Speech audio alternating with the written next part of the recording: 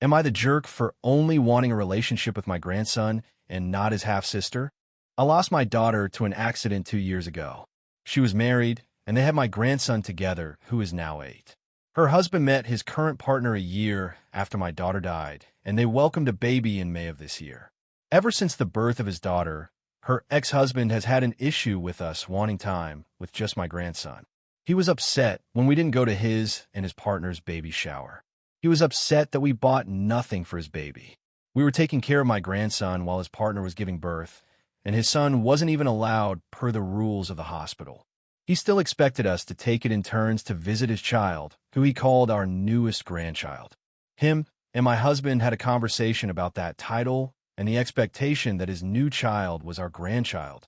He told my husband he didn't see why his son should be the only kid to get grandparents, and he said we only had one child and one grandchild, so we should be happy to have even more grandchildren from him and his partner. My husband told him we would be nice to his daughter when we saw her, but his son was still our only grandchild. He threatened to stop us from seeing our grandson afterward, and then he did some research and learned we would have a case for grandparents' visitation if he did this.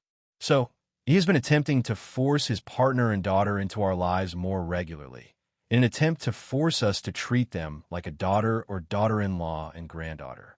Last week, our grandson told me he misses spending time at our house and having sleepovers. Even before my daughter died, we would have him overnight.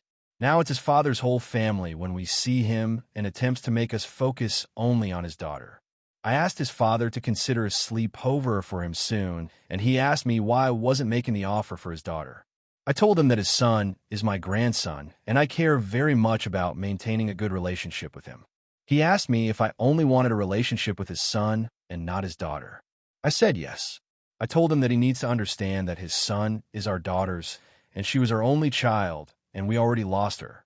He told me it wasn't fair, and he released a lot of frustration, which I sat and listened to. Then he told me, fine, I won. His son wants to be with us without the rest of them anyway, so we win.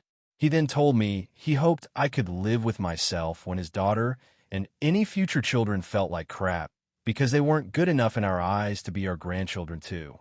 I felt he was unfair, but he made himself perfectly clear that he felt like we were awful people.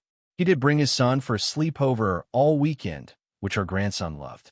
And he spent the day at our house yesterday too, but again his dad let it be known he felt my husband and I were not good people.